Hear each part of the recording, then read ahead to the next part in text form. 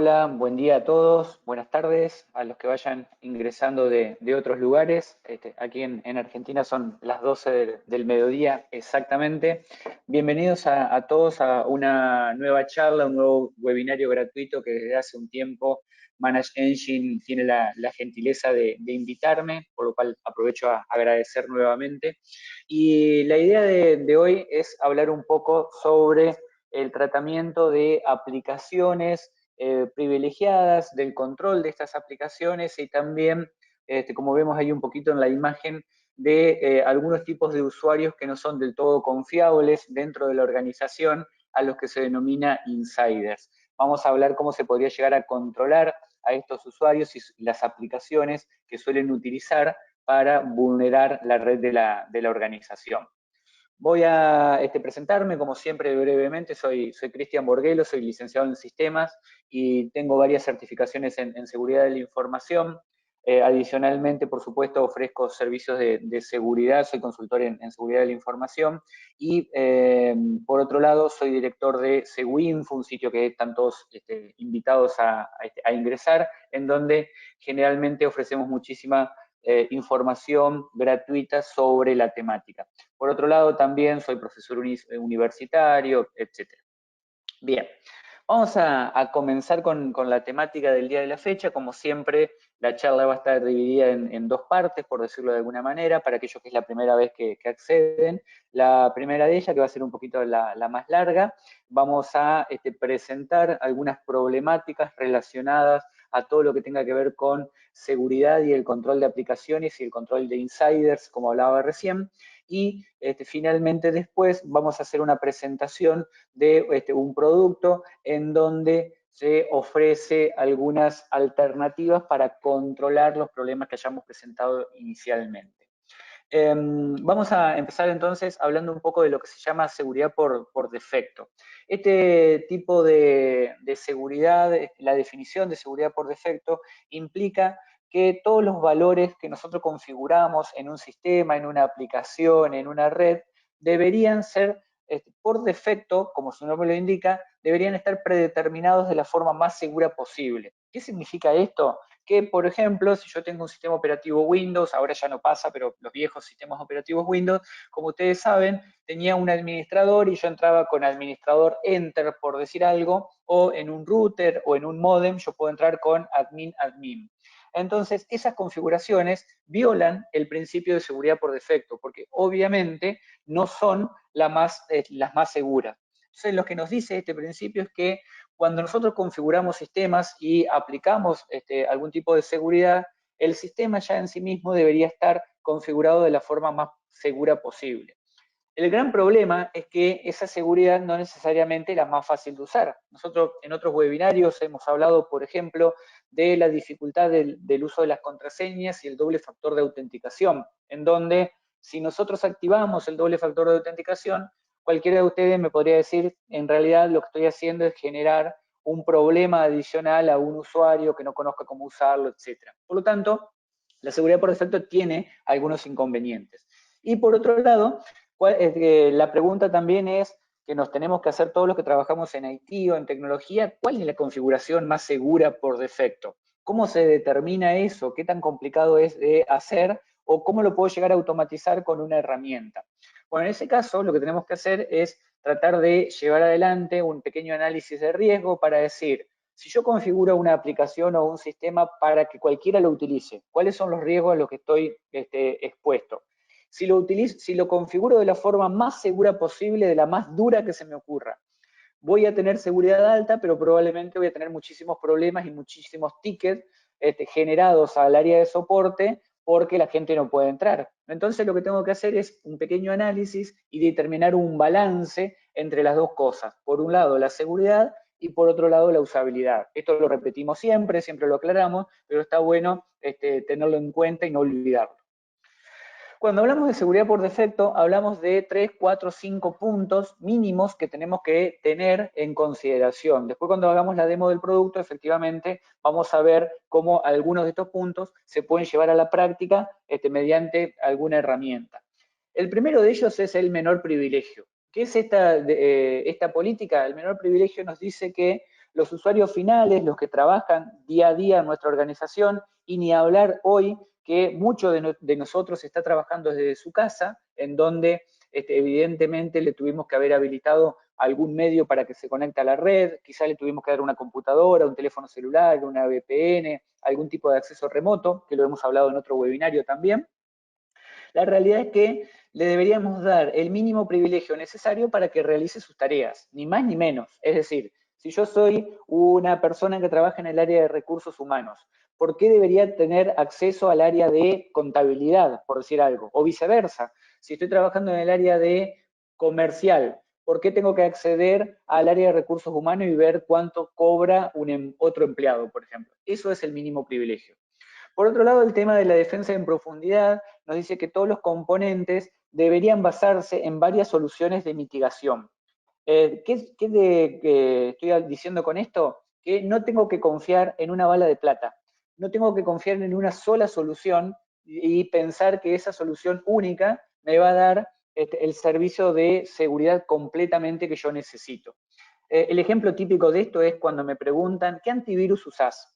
Y la realidad es que yo sí utilizo un antivirus, pero aparte también utilizo un firewall, tengo el modem o el router configurado de una manera determinada, utilizo doble factor de autenticación, utilizo contraseñas complejas, cuando me conecto a trabajar con un cliente, por ejemplo, utilizo una VPN. Entonces, son muchas medidas de seguridad. Cada una de ellas sirve para algo en particular y me ayuda a mitigar algún tipo de problema. No confíen, esto es la mejor recomendación que le puedo dar a este momento, no confíen en una sola solución. La realidad es que tengo que ampliar el abanico de soluciones.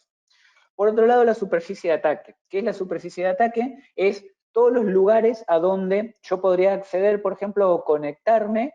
Cuanto más conexión tenga, más posibilidad tengo de o cometer un error o bien hacer algún tipo de daño. Ejemplo, si yo soy administrador de toda la red, tengo acceso a todas las áreas, a todas las carpetas, a todos los servidores, etcétera, etcétera.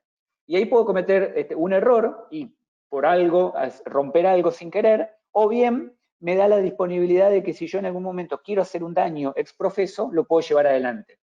¿Cuál es el objetivo? Siempre reducir la superficie de ataque. De hecho, siempre lo digo yo a mis clientes, cuando me dicen, yo confío en vos, Cristian, te doy acceso a la red para que verifiques todo. No, en realidad eso a mí no me conviene, porque yo puedo cometer un error. O la otra es tampoco le conviene a mi cliente porque yo mañana me puedo enojar con algo porque no me pagaron una factura, por decir algo no lo haría, pero dada la situación, y hacerle algún daño a la organización. Entonces lo que tengo que hacer es reducir la superficie de ataque, reducir todos los lugares a donde puedo acceder. Y el último, evitar cambios riesgosos. El famoso, hago un cambio en la plataforma un viernes a las 5 de la tarde. Y no, la verdad que no es una buena idea, porque voy a tener el sábado voy a tener que ir a trabajar, probablemente el domingo también. Si se genera un problema, voy a estar trabajando horas extras adicionales. La realidad es que pongo en riesgo el sistema de forma innecesaria. Entonces, volviendo un poquito al principio de mínimo privilegio, el objetivo es tratar de acceder solamente a los recursos necesarios que necesito para realizar mi tarea, lo que decía recién, no le demos acceso a una persona porque le tengo confianza. O hace 30 años que lo conozco y hace 30 años que trabaja acá, no va a hacer nada. Vuelvo a lo mismo, puedo cometer un error o en algún momento me puedo transformar en un insider, una persona que quiere hacer daño por algún motivo en particular. Nunca estamos en la cabeza de la persona. Psicológicamente puede fallar algo, ya sabemos, sobre todo en época de pandemia ahora. Por otro lado, solo se deberían permitir los procesos necesarios para llevar a cabo las funciones críticas del sistema. Esto lo vamos a mostrar ahora en la demostración. Por ejemplo, qué aplicaciones puedo ejecutar y qué aplicaciones no. Una whitelist o una blacklist, por ejemplo. Limitar solamente a los privilegios necesarios. Por ejemplo, si yo soy un administrador, capaz que necesito, por algún motivo particular, un privilegio elevado por cierta cantidad de tiempo. Ahora, ¿lo necesito siempre? La realidad es que no. Si voy a tener Word todo el día abierto, no necesito tener privilegios elevados. Ahora, si voy a ejecutar una tarea administrativa, seguramente sí lo necesito. Limitar a los usuarios y procesos que accedan solamente a los recursos y funciones que necesiten, más de lo mismo. Y este principio lo que hace es justamente limitar la exposición a ataques y a daños. Porque si yo no tengo permiso para escribir en una carpeta compartida, por ejemplo, no la voy a poder borrar, ni sin querer ni queriendo. Por lo tanto, limito la superficie de ataque y entrego el menor privilegio posible. Esto a veces, cuando lo contamos, parece fácil, pero sabemos que es difícil.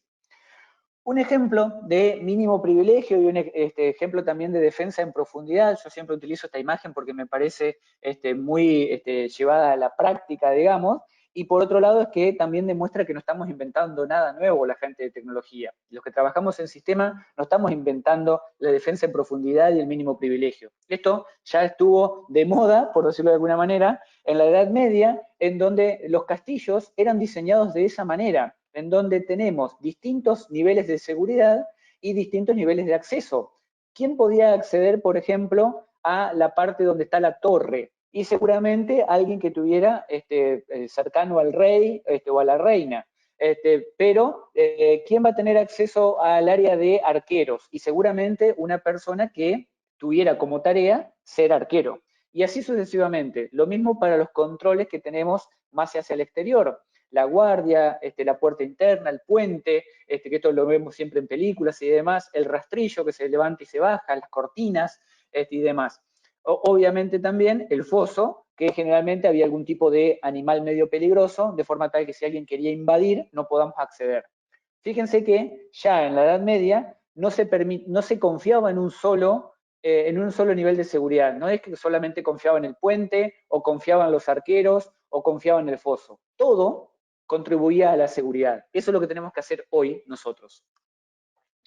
Y esto, llevado a la vida real en la parte del sistema, podemos decir que se denomina seguridad por capas o seguridad por niveles, distintos nombres, o defensa en profundidad, como decía antes, recibe distintos nombres, y lo que tenemos que hacer es tratar de garantizar de alguna manera que los datos, la última capa, estén protegidos. Es decir, es el núcleo de nuestro negocio. Si alguien nos roba datos, información sensible, información privilegiada, nos está afectando de una manera inmediata o en algún momento podría afectarnos en el tiempo, ¿sí?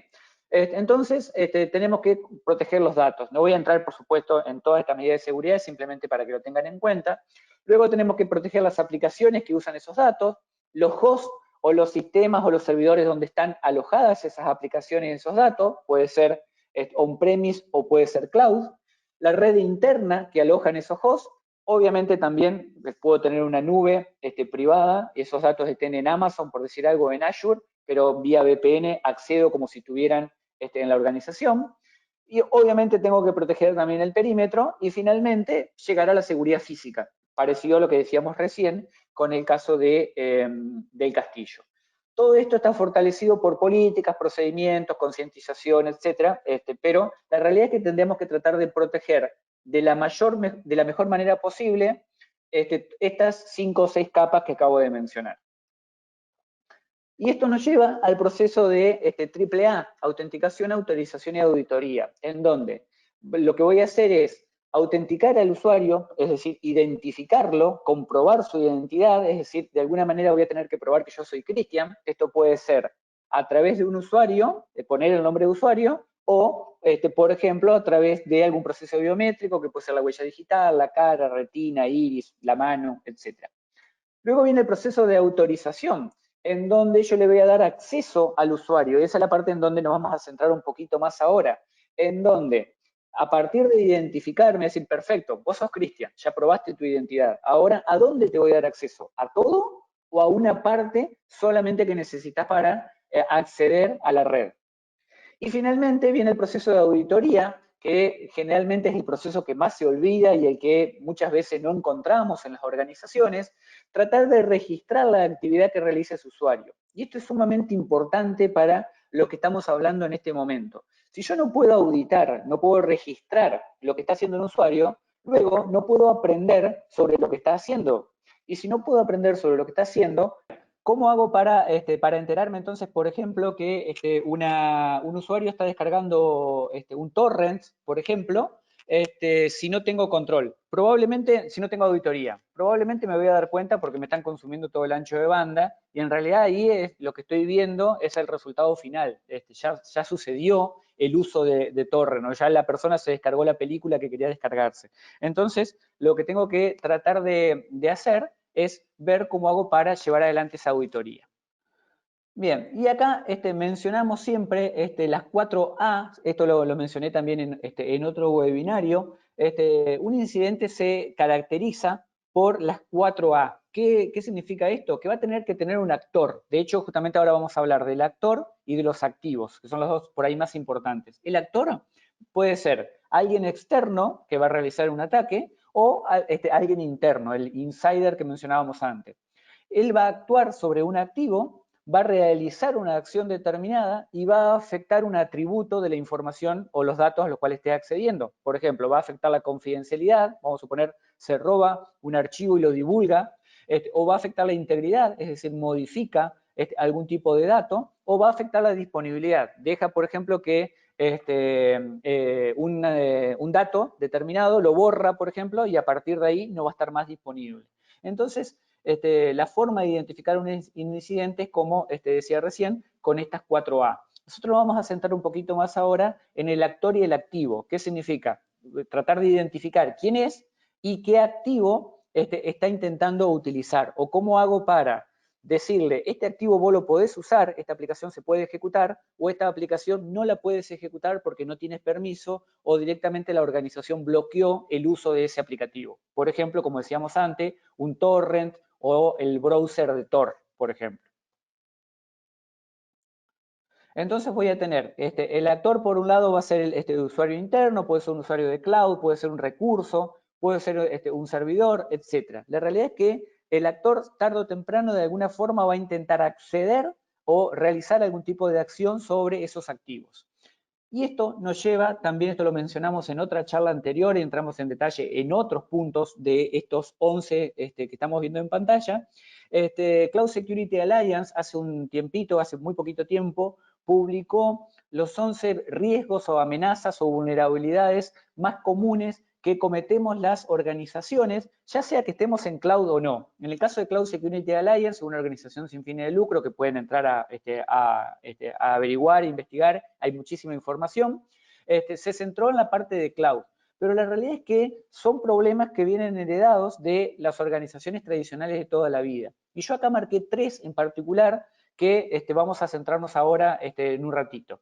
Primero, el tema de la falta de control, el control inadecuado o la mala configuración, que es lo que hablábamos al principio de la seguridad por defecto. No aplico seguridad por defecto.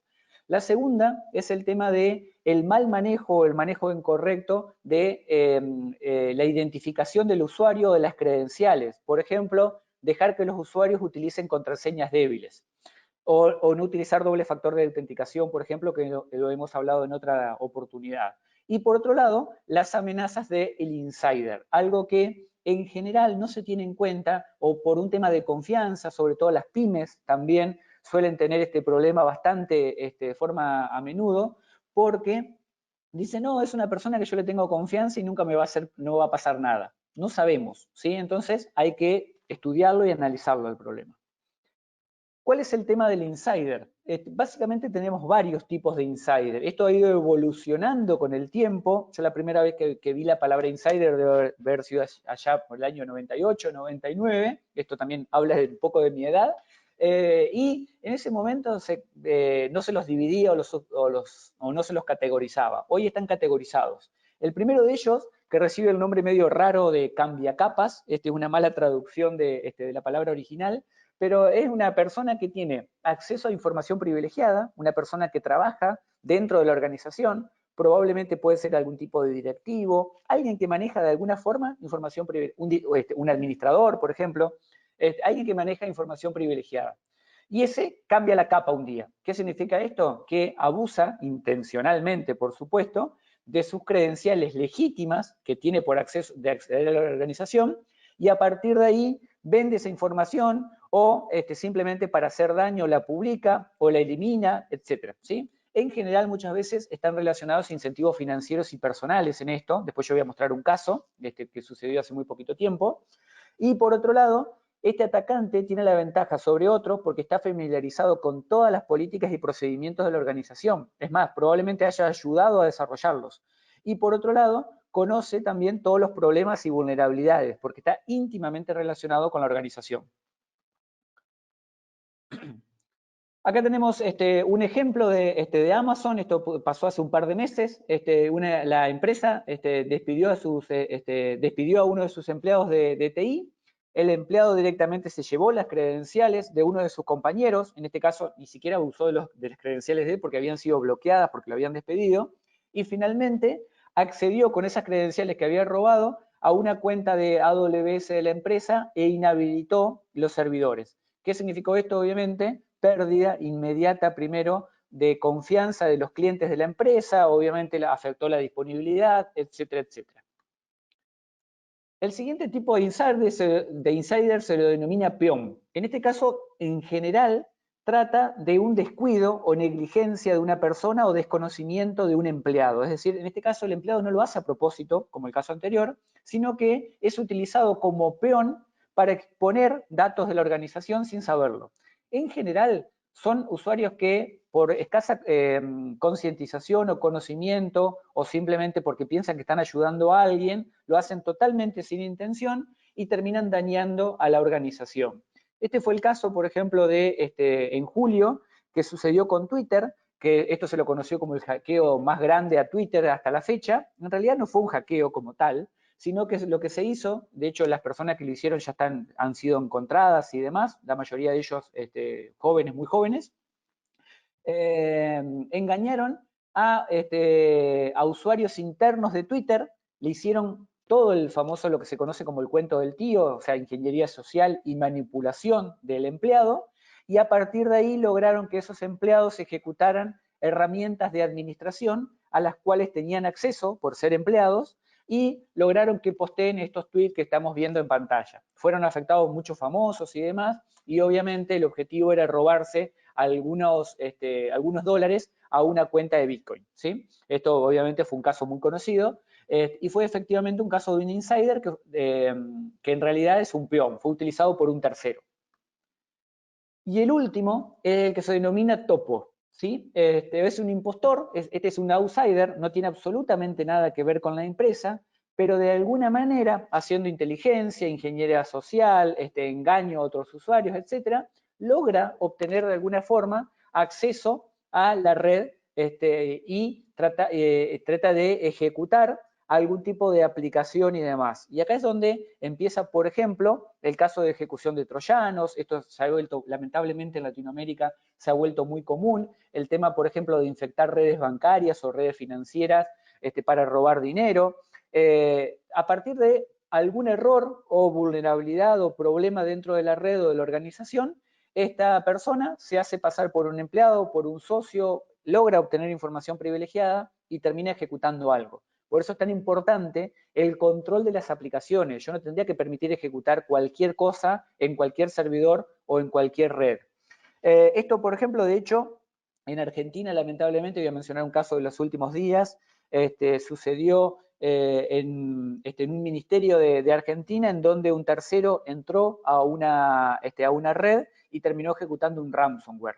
¿Qué significa esto? Que un delincuente entró a la computadora, por un problema que no viene al caso, instaló el ransomware, lo copió, básicamente copió el troyano y lo ejecutó, ¿sí? Esto si hubiera estado con un control adecuado de aplicaciones no hubiera sucedido, al margen de que tampoco debería haber sucedido que entre a la red, ese es otro tema, pero por lo menos tenemos que tenerlo en cuenta.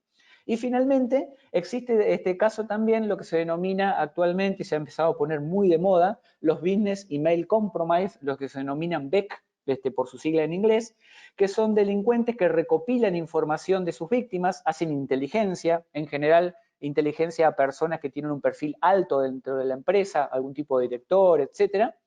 Luego lo que hacen es tratar de promocionar algún tipo de correo electrónico, le envían, los manipulan básicamente por correo electrónico, redes sociales, WhatsApp, etcétera. Se logra una confianza entre la persona, el directivo y el delincuente. Finalmente el delincuente piensa que el CEO o el directivo piensa que efectivamente se trata de alguna acción comercial válida y terminan realizando un pago, ¿sí?, al delincuente. Esto lamentablemente se ha vuelto muy común. El caso más paradigmático que pueden investigar en las redes sociales, en los diarios, es el caso de Boca Juniors, el equipo argentino de fútbol, que el PSG le terminó pagando supuestamente a Boca Juniors $500.000 por un jugador que en realidad no había comprado. Parece mentira, pero fue así. En realidad lo que pasó fue que engañaron a directivos de PSG para que realizara una transferencia de un jugador que supuestamente estaban comprando, pero en realidad el dinero, 500.000 euros, no estamos hablando de 2 o 3 caramelos, estamos hablando de 500.000 euros, fueron transferidos a un delincuente. ¿Sí? Ese caso fue a principio de año, lo pueden investigar. Y esto nos lleva al último informe de Verizon. Verizon todos los años tiene un informe muy interesante, se llama The Beer, ahí está publicado, la URL está en la parte inferior de la pantalla, en donde publica información y estudios y análisis y estadísticas muy, pero muy interesantes sobre este tipo de ataques y sobre las brechas de seguridad que están apareciendo todos los años. En este caso, por ejemplo, el último informe, el de este año, nos dice que el 70% de los ataques, es cierto, es realizado por perpetradores, por delincuentes externos, pero el 30% todavía envuelve actores internos. Es altísimo el número, ¿sí?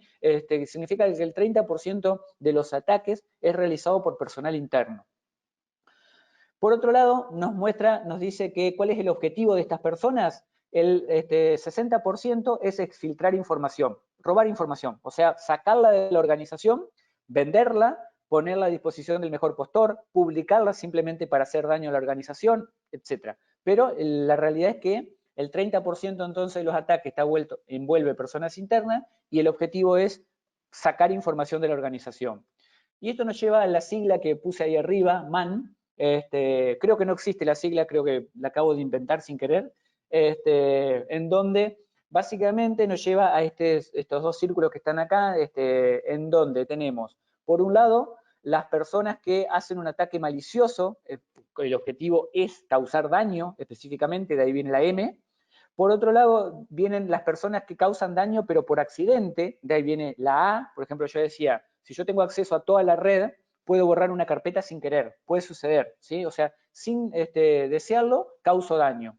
Y finalmente viene la negligencia, que es una mezcla de las dos cosas. Por ejemplo, el caso que yo mencionaba de Twitter fue claramente un caso de negligencia. ¿Por qué? Porque no habían capacitado a sus empleados. Sus empleados fueron engañados y a partir de ahí se generó un daño primero a la red interna, a la imagen de Twitter y obviamente también a las personas, que en este caso la mayoría eran famosos, que fueron afectados por esos tweets. Entonces, ya sea que el ataque sea malicioso, exprofeso, accidental o sea por negligencia, la realidad es que si no tenemos una forma de controlar adecuadamente las aplicaciones y el uso de las redes dentro de la organización, tenemos un problema. Y esto nos lleva al principio de confianza o de cero confianza en realidad, o por su nombre en inglés, Zero Trust. Es un concepto que cada vez se está poniendo más de moda, por suerte, esto es una opinión personal. Yo creo que todas las redes deberían ser Zero Trust, pero es muy difícil llevarlo a la práctica esto. Hoy todos los que son servidores de nube, por ejemplo, están confiando en este modelo, en donde la realidad y la mentalidad detrás de Zero Trust es que debemos asumir que nuestra organización ya fue comprometida. No es pensar, si en algún momento me pasa, voy a ver qué hago. ¿Sí? El condicional ahí no existe. Acá estoy diciendo y estoy 100% seguro que mi organización ya fue comprometida. Y a partir de ahí, obviamente no lo sabemos, pero a partir de ahí ver cómo actuar. Tengo que asumir que el actor malicioso, un insider o un outsider, ya lo tengo dentro de la organización, que ya logró penetrar la organización y a partir de ahí tengo que decir, bueno, perfecto, ¿cómo hago para controlarlo? Si ya lo tengo adentro, ¿cómo hago para controlarlo? Servicios de identidad, autenticación y autorización, que hablamos antes, y por supuesto, análisis de dispositivos, que esto lo hemos hablado en otro webinario, y el control de aplicaciones que mencionaba anteriormente. En general, lo que se basa el principio de Zero Trust, para los que tengan un poco más de curiosidad con esto, es tratar de recolectar la mayor cantidad de datos posible del usuario que se está conectando. Esto actualmente se denomina ADN digital, es decir, yo voy aprendiendo sobre lo que hace el usuario dentro de la red y a partir de ahí poder identificar si el usuario que está ejecutando algo es quien dice ser o no. Llevaría muchísimo más tiempo explicar todos los conceptos, pero los desafío un poco a leer un poco más de Zero Trust y empezar a pensar en eso para sus organizaciones. Acá tenemos un ejemplo, por ejemplo, de configuración por defecto, mal aplicada, zero trust no aplicado y elevación de privilegios por defecto, mal hecho, en un servidor de AWS que nos tocó analizar. En este caso, por ejemplo, usaban la cuenta de roots de AWS, algo que no se recomienda. Por otro lado, la cuenta, por suerte, no presentaba actividad reciente, eso es lo que veíamos en nuestro análisis, digamos, y no tenía múltiple factor de autenticación prendido, ¿sí?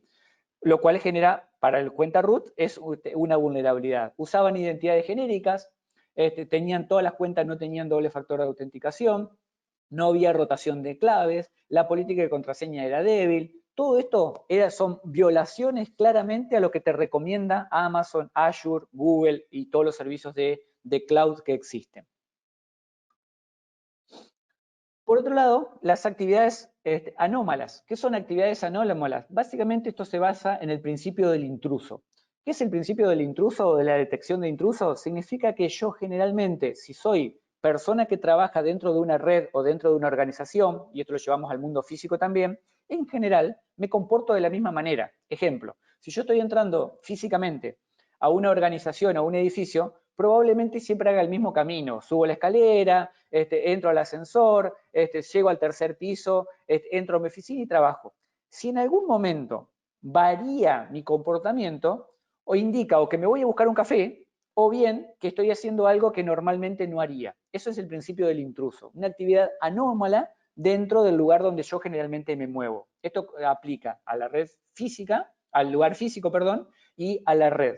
Entonces, yo lo que tengo que tratar de hacer es detectar de alguna manera estas actividades que menciona. Acá hice un pequeño listado de las que se me ocurrieron, pero básicamente, por ejemplo, actividad de horarios inusuales. Si el usuario siempre trabaja de 9 a 18, ¿es normal que se empiece a conectar a las 3 de la mañana vía VPN cuando nunca lo hacía? Bueno, ahora en época de pandemia quizás sí, porque se desveló y se fue a trabajar, pero en realidad no debería ser así. Volumen de tráfico inusual. Si la persona siempre envía y recibe correo electrónico de como máximo 2 megas, ¿es normal que empiece a mandar correos electrónicos todos los días de 5, 10, 15 megas? Algo pasa.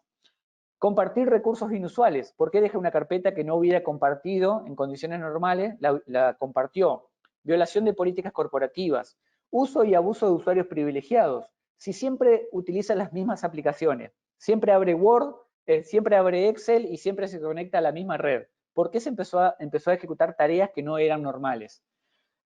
Uso de dispositivos de almacenamiento no autorizado. ¿Por qué empezó a usar un USB si nunca lo hacía? Búsqueda de datos confidenciales en la red. Empezar a buscar, a escarbar, como se le dice generalmente, dentro de la red para encontrar algo que en condiciones normales no debería utilizar. Envíos sensibles, de datos sensibles fuera de la organización. Intentos de eludir la seguridad por algún motivo. Preguntas casuales para averiguar algo que en condiciones normales no hubiera averiguado. Discusiones con compañeros de trabajo sobre una mejor oportunidad laboral, renunciar, etcétera. Esto también son indicativos de un insider, muchas veces un perfil psicológico se puede construir. Si un empleado parece insatisfecho por algo o empezó a guardar rencor por una situación particular, por ejemplo, se enteró que al compañero de trabajo le aumentaron 20% y a él no. Esto acumula rencor. Esto también se puede estudiar psicológicamente. Por otro lado, tener excesivo entusiasmo por hacer una tarea que normalmente no hubiera hecho. Eso significa que quiere averiguar algo, ¿sí? ¿Por qué lo agarra con tanto entusiasmo cuando nunca lo hubiera hecho? Todo esto son indicios.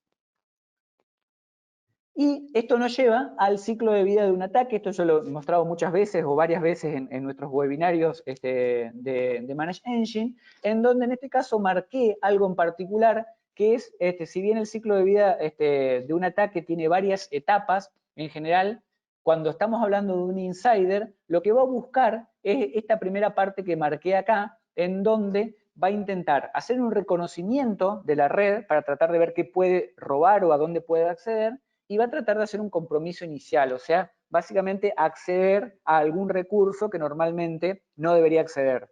En el caso del ransomware que yo había citado anteriormente, por ejemplo, acceder a un servidor o a una red y a partir de ahí ejecutar un archivo. Obviamente, si ese archivo hubiera estado controlado de una manera determinada, no se tendría que haber ejecutado. Y así podemos seguir dando ejemplos de nuestra red, de nuestro ciclo de vida de ataque, pero básicamente hoy me quería centrar en estos dos puntos en particular. Después Esto lo pueden ver más en profundidad, de hecho están los webinarios también que lo pueden ver en otra oportunidad. Hemos hablado varias veces de este ataque, de este ciclo de vida, perdón. ¿Cuáles son las metodologías de protección? Bueno, aquí vamos a, por ejemplo, tratar de proteger los activos críticos. Los datos sensibles tendrían que ser identificados previamente, es decir, si yo no sé cuáles son mis datos sensibles, no los puedo proteger. Entonces, saber cuáles son esos datos, dónde están alojados y a partir de ahí ver cómo hago para protegerlos. Por otro lado, el personal debería estar familiarizado con los procedimientos de seguridad y no deberíamos compartir ningún tipo de contenido privilegiado. Ahora en la demo vamos a mostrar, por ejemplo, la diferencia entre ejecutar una tarea con permiso privilegiado y no hacerlo. Aumentar la visibilidad de las acciones de los empleados, lo que decíamos anteriormente de la auditoría, tratar de controlar y saber qué hacen nuestros empleados, qué información manejan. Esto nos permite correlacionar eventos, de hecho hay dispositivos de seguridad que correlacionan esta información, y promover cambios culturales. En general tenemos que tratar de darnos cuenta que la seguridad no se trata solamente de conocimiento técnico. De hecho, yo estuve hablando de psicología recién, y se basa mucho en actitudes, creencias, etc. Yo tengo que estar convencido que lo que estoy haciendo está bien. Tengo que capacitar a mi personal, etc. No es solamente tecnología. Por otro lado, tratar de detectar y alertar sobre actividades anormales o potencialmente peligrosas. Por ejemplo, decirle a un usuario, estás ejecutando Tor. Tor no podés ejecutarlo. Esto va a ser monitoreado y en todo caso, si lo ejecutaste sin querer porque estabas bromeando o porque estabas aprendiendo, buenísimo. Pero si estabas intentando hacer algo que no está permitido, estás monitoreado y es importante que el usuario lo sepa. Descubrimiento y clasificación de datos, revelar todo el lugar donde está la información sensible, lo que decía antes, si está en nuestras propias instalaciones, si está en la nube, cómo se controla esa nube, etc. Monitoreo de la actividad y movimiento de los datos y las aplicaciones y los usuarios, cómo se mueve la información dentro de la red. Si siempre va de un servidor a X cantidad de usuarios, debería seguir así. Si cambió, ¿por qué es? ¿Por qué un archivo que antes estaba en el servidor A ahora apareció en el servidor B? Y por otro lado, se habla mucho también de enmascaramiento, tokenización y cifrado de datos. Yo ahora no voy a profundizar en esto, pero básicamente es que la información que está estática dentro de la organización o en reposo debería estar cifrada. Estamos hablando de eso. Finalmente, el tema para combatir la negligencia, punto que mencioné hoy cuando dije MAN, la N era de negligencia, se debe educar a los empleados. Yo no le puedo decir, echarle la culpa al empleado de que cometió un error y que por eso se filtró información, si no lo capacité previamente. Si el usuario no sabe que está haciendo algo mal, o que no tenía que brindar tal o cual información, o que si lo llamaban por teléfono probablemente sea un engaño, o si recibo un correo probablemente sea un phishing, si no lo educo sobre eso, difícilmente después le pueda reclamar algo. Sería muy injusto de nuestra parte. Supervisar el acceso a los datos, lo que veníamos hablando, tratar de gestionar las actividades de usuarios privilegiados, cuándo yo tengo que ejecutar una tarea, en qué momento, con usuario privilegiado o con un usuario normal. Recomendación acá, no usen, si son administradores de una red, no usen sus permisos administrativos para todo. ¿Por qué? Porque básicamente puedo cometer un error y borrar algo, cortar el acceso a algún lugar donde no debería. Análisis de comportamiento del usuario, lo que mencioné anteriormente cuando hablé de todo lo que tenga que ver con el principio de los intrusos. Y finalmente la detección de aplicaciones permitidas, lo que se denomina whitelist, y las aplicaciones que no están permitidas bajo ningún punto de vista, blacklist, o las que pueden estar o no. Eso podría ser, por ejemplo, se denomina graylist, una lista gris, en donde dadas ciertas circunstancias o dados ciertos parámetros o dados ciertos usuarios, la puedo ejecutar, si no, no, ¿sí? Ejemplo de esto es, yo soy administrador y necesito acceder al Active Directory, a la D. ¿Bajo qué condiciones voy a poder acceder? ¿Para qué voy a acceder? En ese caso, ¿voy a poder ejecutar alguna tarea o no? Entonces lo vamos a ver en la demo ahora. Bien, y acá me lleva al último caso que lo mencioné hoy. Esto fue en Tesla hace unos días. Esto está en todos los medios de noticias, lo pueden ver. Un ciudadano ruso fue acusado penalmente en Estados Unidos por ofrecerle $1 millón a un empleado de Tesla. De hecho, lo intentó varias veces, intentó convencerlo, para infectar la red de Tesla. Básicamente lo que hacían era intentar convencer a este empleado.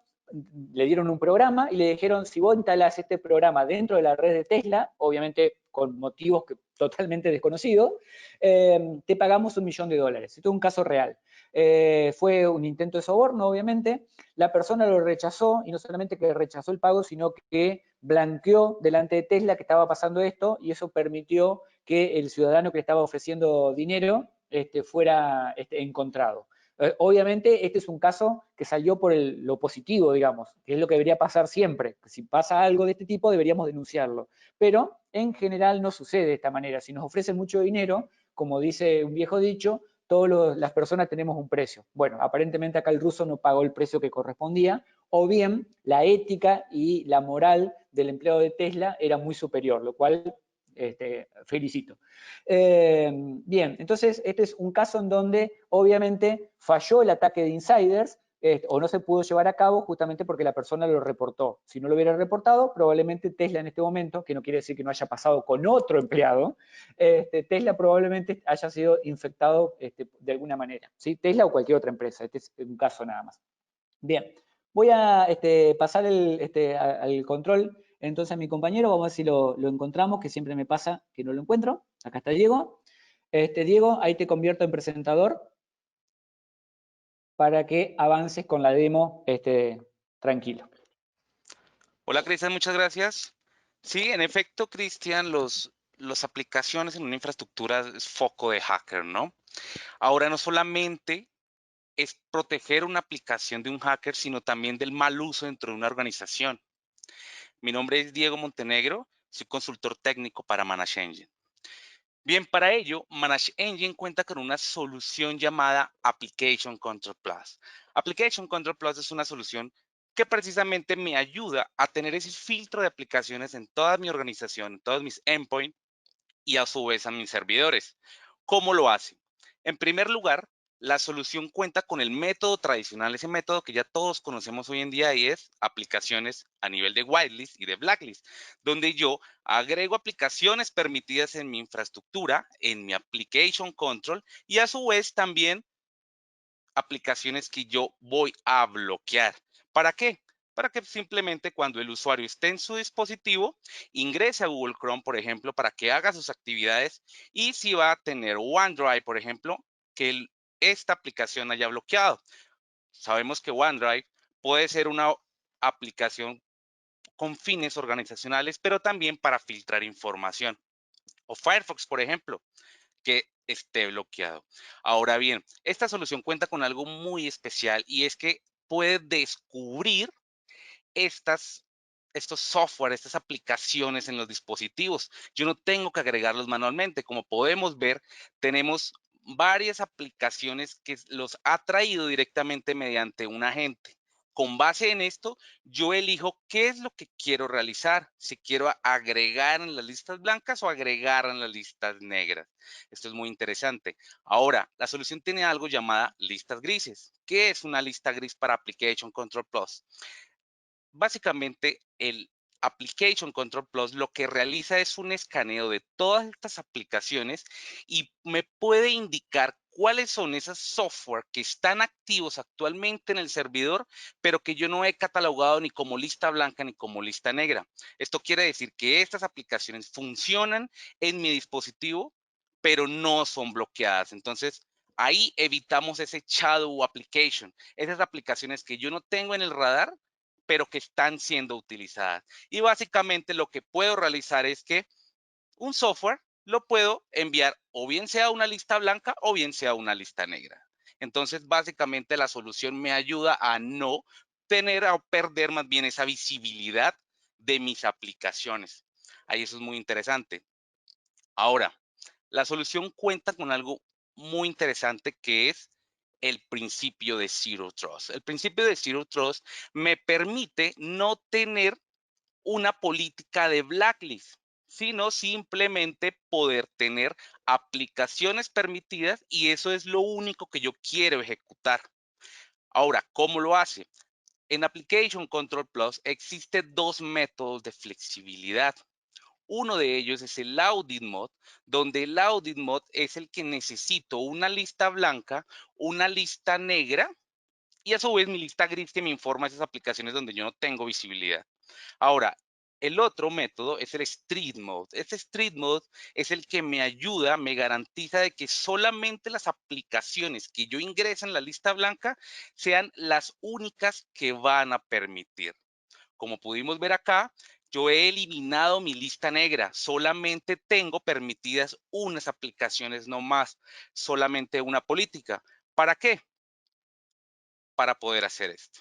Cuando yo vaya a ingresar a Firefox, ha sido bloqueado. No le dije a esta aplicación, a mi application control, no le dije que lo bloqueara. Simplemente le dije cuáles son las aplicaciones que van a ser permitidas.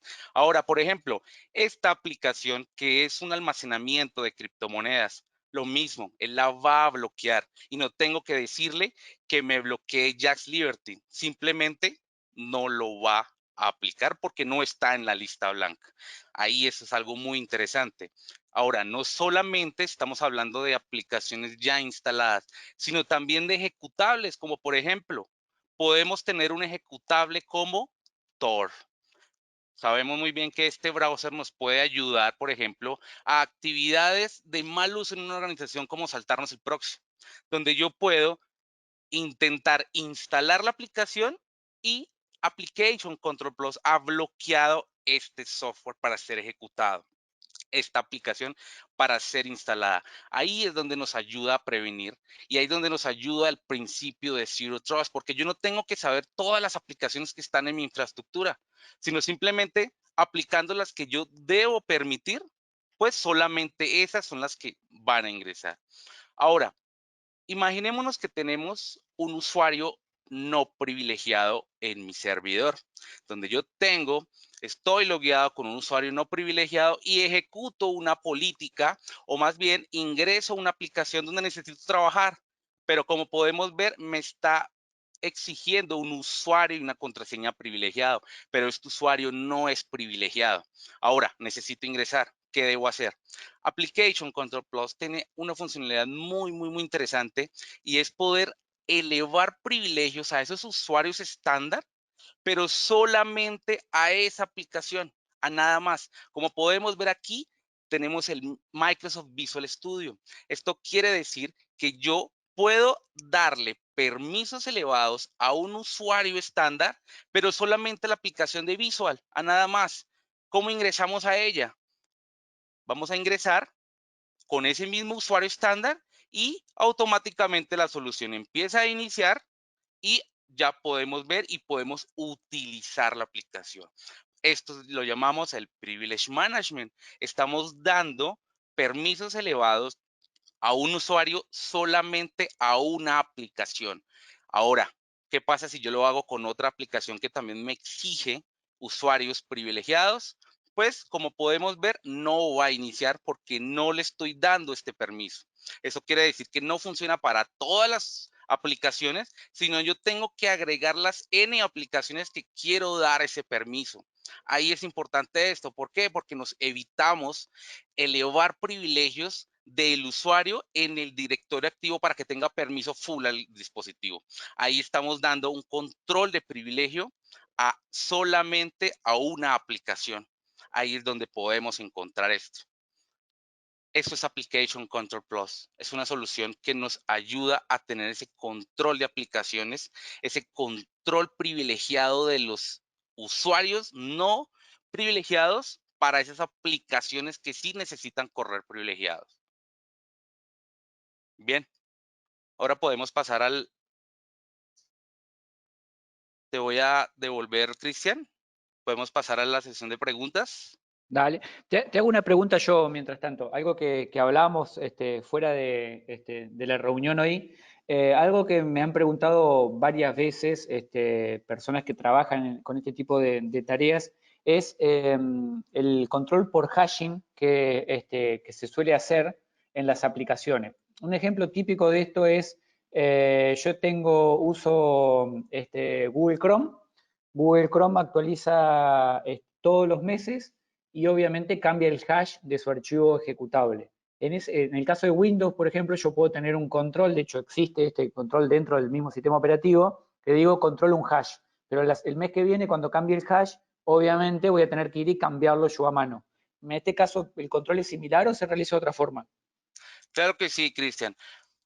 La solución de Application Control Pro necesita un agente para ser instalado en nuestros dispositivos. Este agente realiza actualizaciones de las soluciones que están implementadas de estas aplicaciones, ¿sí? ¿Cómo lo hace? ¿Cómo las detecta? ¿Cómo descubre? Mediante ese hash. Entonces, si cambia el hash, yo puedo crear una política para que haga un descubrimiento de esos nuevos hash y de esas nuevas aplicaciones, y ahí es donde me va a detectar ese cambio. Y automáticamente lo va a traer al Application Control Plus ese nuevo hash, ese nuevo software. Para el usuario es transparente el tema del hash. Simplemente me va a traer esa aplicación. Entonces no tengo que saber cuáles son las aplicaciones que yo tengo en cada dispositivo, ni tampoco agregarlas manualmente, sino el agente solo realiza esta función. Bien, gracias. Particularmente, como digo, fue una pregunta personal porque me lo han hecho muchas veces y en el caso de Windows en general no es muy fácil solventarlo, digamos. Te voy pasando Claro que sí. preguntas que fueron pasando en el panel. Esta pregunta que casi es filosófica, diría. ¿Cómo logro convencer a mi directorio y también a los usuarios finales para implementar política de Zero Trust? Bueno, muchas gracias por la pregunta. Ante todos, realmente si tuviera la respuesta, creo que no estaría acá en este momento. Como digo, es casi filosófica. El tema de dialogar, hablar y convencer a las altas gerencias, obviamente, sobre todo cuando hay inversión y cambio de políticas, es difícil, todo lo hemos sufrido. Yo creo que lo mejor es buscar casos de estudio y casos de éxito de organizaciones que sabemos que estén seguramente mejor que nosotros. Es decir, bueno, ¿por qué Google lo hace? ¿Por qué Amazon lo hace? ¿Por qué Microsoft lo hace? Algo, evidentemente, tiene que haber en esas políticas que es positivo. Por eso digo que es casi filosófico porque es muy difícil dar una respuesta como tal. Yo particularmente, en general, por eso yo en mis diapositivas o presentaciones muestro mucho demo, captura de pantalla, ejemplos reales, noticias, etcétera, porque estoy convencido que es así. O sea, tenemos que buscar ejemplos que en la vida real sean exitosos y a partir de ahí construir nuestro propio caso de uso. Sé que no te estoy diciendo mucho y no te estoy ayudando el que haya hecho la pregunta, pero bueno, yo haría eso y a mis clientes a veces trato de llevarlos por ese camino. Otra pregunta, es recomendable, pueden ir dejándolas en la sección de chat, recuerden a las preguntas, algunas las están contestando los chicos amablemente de Manage Engine, las que son por ahí técnicas, hay algunas otras que veo acá. ¿Es recomendable buscar herramientas para implementar el principio de mínimo privilegio o resulta una combinación de políticas y herramientas? Sí, yo creo que efectivamente es una combinación. No todo se puede hacer con un papel, con una política y con capacitación, y no todo se puede hacer con herramientas y con tecnología. Creo que es una combinación, hasta me atrevería a decir 50-50, de ambas cosas. En algunos casos tengo que tener las políticas y tengo que tener todo adecuado y los procedimientos, a veces por procesos de auditoría, a veces por regulación, a veces por legislación y a veces simplemente por orden de la organización, y en otros casos necesito fortalecerlo con herramientas. Por ejemplo, yo puedo capacitar a mis usuarios que no usen Tor, pero si alguien mañana lo quiere usar, que se lo haya dicho no cambia nada. Entonces tengo que tener una herramienta que fuerce la política. Es decir, bueno, perfecto, implemento un control de aplicaciones para que no me ejecuten Tor dentro de la red. ¿Sí? No es nada contra el usuario de Tor, al contrario, yo uso Tor todo el tiempo. Eso no quiere decir que tenga que estar habilitado dentro de una red corporativa. ¿Sí? Son temas distintos. Lo menciono porque parece que nos agarramos con Tor justo hoy con el ejemplo. Había una consulta para Diego que ya fue respondida, la diferencia de Desktop Central y de Application Control, ya la contestaron por el chat.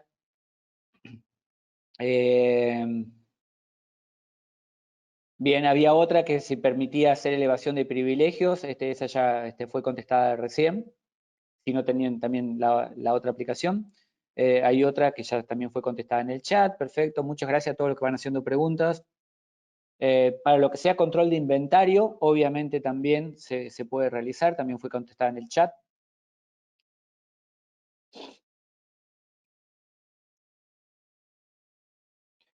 Sí se puede extender este tipo de control a aplicaciones móviles, también fue contestada en el chat, pero para esto, de hecho, a principio de año, si no me equivoco, si no me falla la cabeza, hicimos justamente sobre MDM, esto es Device Mobile, Mobile Device Manager, perdón, para el control de dispositivos móviles. Ahí hay una más que creo que es para ti, que dice, para dar control, la están contestando en el chat, me parece. Para ¿Quieres, dar Cristian, control te privilegiado. Sí, ayudo un poquito con las preguntas?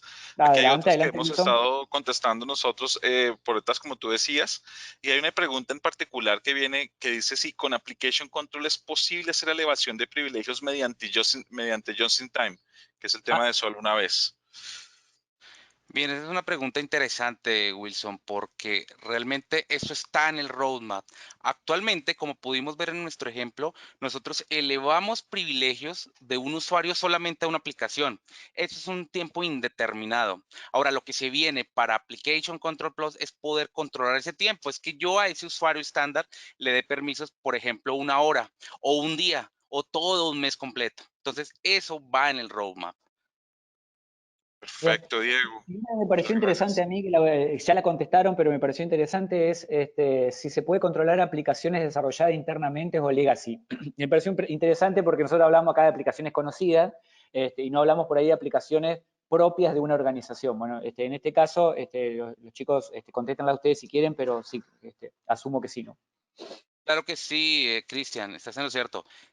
Podemos tener aplicaciones de un tercero o aplicaciones nuestras también. Ahora, no solamente estamos hablando de aplicaciones, estamos hablando de ejecutables, ¿no? Entonces, yo tengo mi infraestructura ya y al mes después, por ejemplo, yo instalo o descargo más bien ese ejecutable de Tor, por ejemplo, como por poner un ejemplo, y lo voy a ejecutar, no lo voy a poder hacer. Entonces, también controlamos esos ejecutables. Muy bien. Y después, bueno, alguien que esto siempre lo preguntan y siempre lo repetimos, si están interesados en obtener el video del webinar, todos los webinarios se publican siempre a la tarde o mañana y demás, como mucho lo van a tener, así que si a alguien le quedó algo pendiente que quiere revisar y mirar, siempre están compartidos. De hecho, pueden mirar, los invito a ver todos los webinarios que venimos dando casi hace 2 años amablemente con Manage Engine, así que los invito. Bien, no sé chicos, ustedes si tienen alguna otra pregunta, si no, como Claro que siempre, sí, tratamos de ser lo más puntual posible. claro que sí, Cristian. Aquí quedaron unas preguntas que voy a Ok. aprovechar, que es, por ejemplo, están preguntando sobre el performance o requerimientos que se necesitan para poder trabajar con Application Control, además de mostrar una vez su arquitectura, porque esta pregunta va ligada con un tema de cómo trabajaría con una arquitectura de bajo trabajo remoto, como se vive en estos tiempos de usuarios que están home office, tal vez trabajando con equipos que tienen una conexión limitada. ¿Cómo serían estos requerimientos y trabajo y la arquitectura de trabajo de Application Control? Muy bien, Wilson. En primer lugar, la arquitectura. Aquí se manejan dos tipos de arquitectura para Application Control Plus. Una es el estándar, es el standalone, donde yo tengo solamente una solución y los agentes instalados en los dispositivos. Sí o sí requerimos un agente en primer lugar. Ahora el modo distribuido. Cuando yo tengo muchas sedes, por ejemplo, cuando estamos hablando de sedes geográficas equidistantes, pues yo puedo tener una arquitectura en modo distribuido donde tengo varias soluciones de application control y tengo uno que es el de central, donde me puede enviar desde un application control instalado en otra ciudad, envía esa información al application control central y esto me evita esa degradación en el ancho de banda. Eso es muy importante ahí, ¿sí? Que podemos administrarlo para organizaciones que tienen muchas sedes. Ahora, Application Control Plus, como todas las soluciones de Manage Engine, es con base en software. Requerimientos básicos, claro que sí. En Windows, se puede instalar en Windows esto y es algo que quiero aclarar. La solución de Application Control Plus a hoy solamente funciona para entornos Windows. Ya estamos trabajando para entornos Mac, entornos Linux, pero por el momento es entornos Windows. Perfecto, Diego, muchas gracias. Una pregunta más que quedó acá es, ¿para dar control privilegiado por aplicación, solo se puede otorgar por permiso individual o también es posible hacerlo hacia un grupo determinado? Realmente lo podemos hacer hacia un grupo determinado. En este ejemplo, yo elegí de que esa aplicación, como Visual Studio, por ejemplo, se diera permiso para todos los standard users, ¿sí?